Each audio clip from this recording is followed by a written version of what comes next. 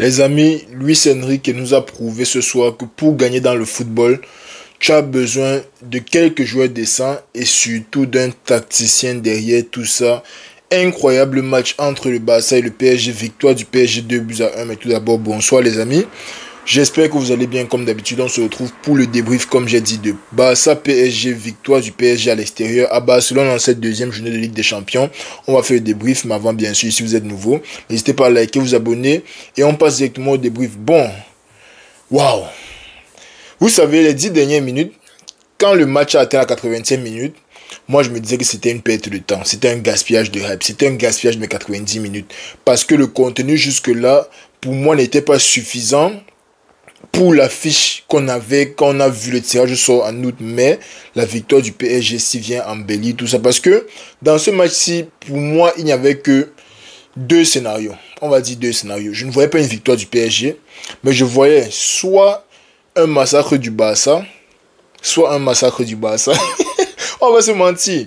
Déjà, les formations niveau PSG, toute l'attaque titulaire est blessée. Je ne sais pas comment ils font ça, je ne sais pas ce qui leur est arrivé. Toute l'attaque titulaire niveau PSG est blessée. Avant le match, on met le petit là, João Neves sur le stade. À l'entrée du match, on voit que João Neves n'est même pas sur le banc. Le gars est perdu dans le stade. Il est parti dans les fessiers de Montjuic. On l'a kidnappé. Yamal et sa bande l'ont kidnappé. Donc, quand tu vois ça, tu vois aussi que Marquinhos, le capitaine, n'est pas là. Je ne sais pas pourquoi Marquinhos n'était pas là par contre. Tu te dis que côté Barça, il y a quand même moins d'absents à des postes, je n'ai pas envie de dire moins importants, mais il y a moins d'absents de grande valeur. Tu manques Rafinha, ok, mais Rashford est sur un bon début de saison. Tu sais que tu peux compter sur Rashford, il vous a sorti de la mise au premier match contre Newcastle. Et depuis là, il essaye de faire ses stats, il se bat pas mal. Tu as Ferran Torres qui est là, tu as Daniel Olmo qui est là, tu as Yamal qui est là. En défense, tu as tout le monde qui est pratiquement là. Je crois que tout le monde était là. Il n'y a que Balde qui était reposé parce qu'il sortait de blessure. Pour l'autre petit, notre bon petit Gérard Martin. Et au goal, tu manques Juan Garcia.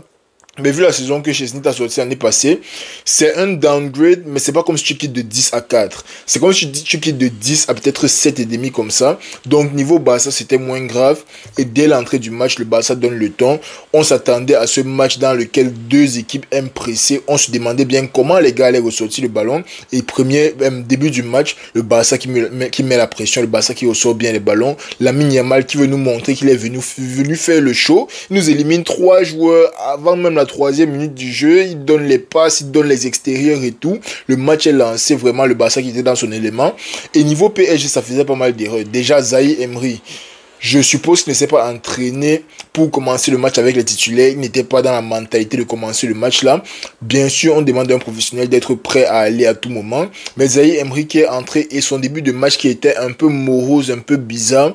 Il perdait beaucoup les ballons. Vitinha aussi, il n'arrivait pas à ajuster ses passes. Il perdait les ballons. Et je crois que c'est sur une perte de balle de Vitinha que le premier but est venu. Récupération de Yamal. Très belle passe pour Pedri. Bon, pas standard pour Pedri, on va pas se mentir. Pedri prend le ballon, il décale Rashford et la passe de Rashford, c'est l'une des raisons pour lesquelles je te dis que ce n'est pas un si grand downgrade de Rafinha.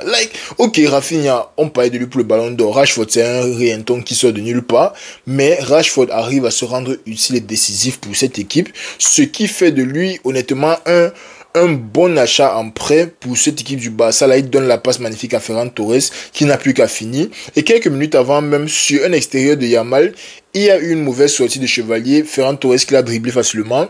Tir de Ferran Torres, Zabani qui contre sur la ligne. Quelques minutes après, tu as le but de Ferran Torres sur la passe de Rashford. Ça te donne le temps du match et ça te dit que le PSG sera peut-être en difficulté aujourd'hui. Parce que certes, ils ont Pacho, ils ont Hakimi, ils ont Nuno Mendes derrière, ils ont leur gardien qui est pas mal. Mais at the end of the day, si vous défendez seulement et vous n'arrivez pas à attaquer, vous allez vous faire acculer. Vous allez vous faire vraiment oppresser là-bas derrière et vous n'allez rien pouvoir faire. Mais ça, c'était sans compter sur notre bon petit Nuno. Ça, c'est... mais monsieur Nuno Mendes, on s'excuse. On s'excuse. Meilleur latéral gauche au monde, ce n'est pas la folie de dire qu'il est le meilleur latéral gauche qu'on ait vu peut-être sur les 5 à 10 dernières années. Nuno Mendes aujourd'hui qui te sort mais un match. Il te sort un 1-2 je crois avec Barcola. Il donne à Barcola. Barcola lui remet dans sa course. Poussé de Nuno Mendes et là il est parti. Là Nuno est parti. Il avance, il fixe un peu les défenseurs. Belle passe pour Mayulu. où honnêtement Koubassi s'est un peu trouvé. D'après moi, je n'ai pas revu l'action, mais d'après ce que moi j'ai vu, Koubassi, il se jette un peu bêtement. Il se jette un peu bêtement sur un ballon qu'il ne va probablement pas toucher. Il loupe le ballon et il est déjà hors de l'action. Mayoulou n'a plus qu'à contrôler et marquer. Je pense que si Koubassi était resté sur ses appuis, Mayoulou, il aurait quand même pu refermer Mayoulou pour fermer l'angle de frappe, on va dire. Mais là, Mayoulou était complètement seul devant le gardien. Mayoulou qui égalise, lui d'ailleurs, qui fait un bon match, like, très intéressant ce petit Mayoulou. Je ne regarde pas beaucoup la Ligue 1, mais chaque fois que je le vois jouer en Ligue des Champions, il est assez intéressant sur le ballon, buteur aussi en finale de Ligue des Champions. Mais bon, Nuno Mendes qui ramène le Barça à 1-1. Les deux équipes qui vont à la mi-temps, sachant très bien que, ok, le Barça est supérieur et Paris n'arrive pas vraiment à attaquer. Like, même quand Paris attaque, tu as un fou sur le côté gauche. Je vais parler de lui après avoir fini de parler du match. Tu as un fou sur le côté gauche qui te gaspille les ballons. Mais bon, bref. Deuxième mi-temps, c'est là que le coach fait toute la différence.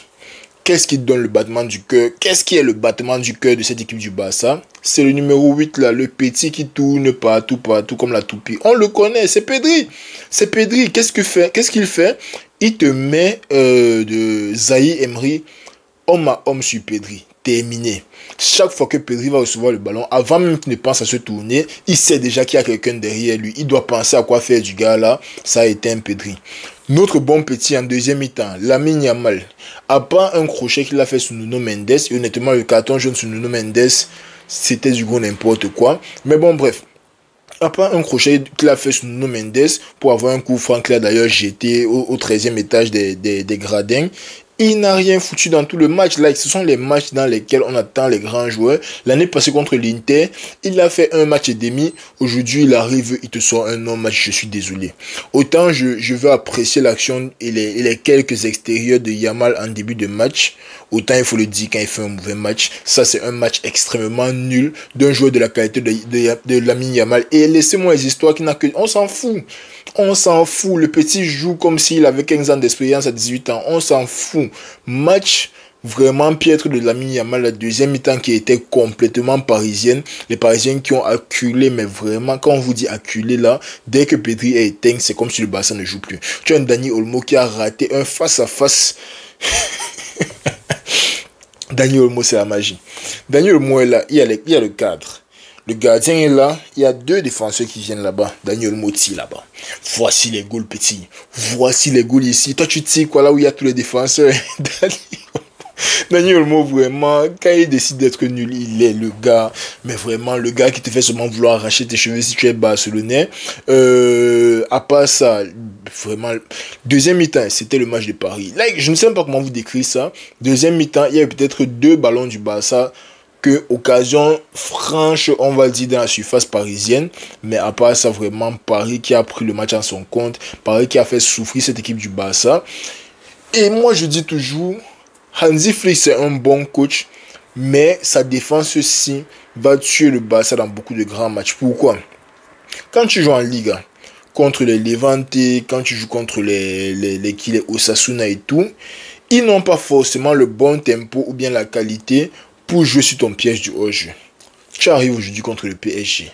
La moitié des occasions, toutes les occasions même que tu as données, c'était parce que tes joueurs sont toujours en train d'avancer pour jouer le hors-jeu. Vous êtes à la 90e minute. Le score c'est 1-1. Je comprends, vous êtes le Barça, vous essayez de sortir les ballons, passe. Ça, je comprends, c'est dans l'ADN du club. Mais mon gars, tu ne peux pas être à la 90e minute, sachant qu'on vous domine depuis le début de la deuxième mi-temps, et tu joues quand même le piège du hors-jeu à la 90e minute. À la 90e minute, là suffit un petit décalage sur Hakimi sur le côté. Centre d'Hakimi, finition de Gonzalo Ramos, magnifique et facile.